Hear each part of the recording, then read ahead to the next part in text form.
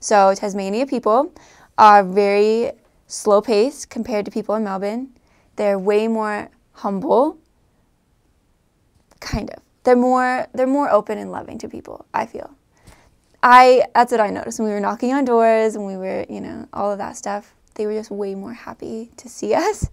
They had more time for us, kind of a thing. I knew a lot of people in Tasmania that were teachers. A lot of people were teachers.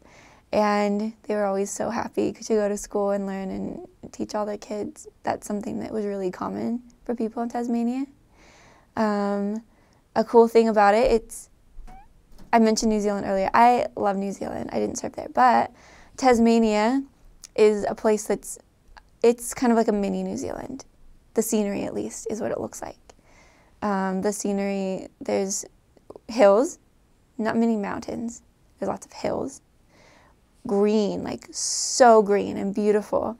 And the trees, it's kind of like a rainforesty type of a look to it. Tasmania has. It's really beautiful, like really different. I was going to this island thinking that it was going to be palm trees and sand and beaches, but rainforest. It was really cool. I really loved that part about it, Tasmania. And the best part about Tasmania, I think, was the people that lived there. Almost everybody had their own garden. And I was telling somebody earlier, it was my favorite place for dinners. I thought about food like 70% of the time, maybe 75, 80% of the time, because it was such good food that they would feed us. Because people would go out into their garden, pick off lettuce, pick off tomatoes and cucumbers and whatever else, and they'd bring it in and slice it up and feed it to us. And I swear it was the best thing I've ever had, because I've never had food that tasted so pure and fresh. It was delicious. But that's something I wanted to take home from Tasmania. Was the food. I want a garden for myself since then. That was my favorite part. So maybe with transportation, they don't have any public transport there. They have one bus that goes across the whole island, like just straight up and down, and then over to the side a little bit too. And it was really fun driving because it was in the middle. It was the country. They call it the bush. That's what it was. That part of the mission was definitely the bush.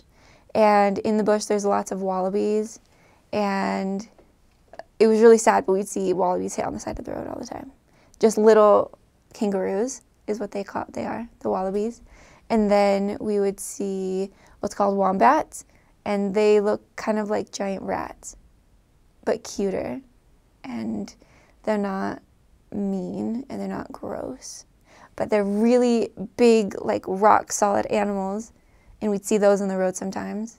And then we'd see stuff that are similar to porcupines, and I can't remember the name of them, but they looked like porcupines, but they were brown, and they had really long spines, and they were really cute too. And people did not have them as pets. A lot of people asked me that. Did they have kangaroos as pets? No, they didn't. But other than that, yeah, people in Tasmania, just wildlife people, they like being out in the bush, I guess. Hiking and stuff, that's what we did a lot there, So we use the Australian dollar in Tasmania. Everything's a lot more expensive there too. So we would pay like $5 for a gallon of milk, maybe. But they didn't have gallons, so they had liters, so I don't know the conversion. They used Celsius, so that was confusing too. So it would be like 23 degrees Celsius. And 23 degrees here is cold, but 23 Celsius is like 80 Fahrenheit. And so, yeah, that was weird to get used to. But, yeah, everything was really expensive there. We'd use different money. And it was all Australians there, mostly. A lot of Australians. There were a lot of people from, I can't remember what it's called. Refugees, lots of refugees from different countries. From Nepal, that's the country I was looking for. Lots from Nepal that we taught.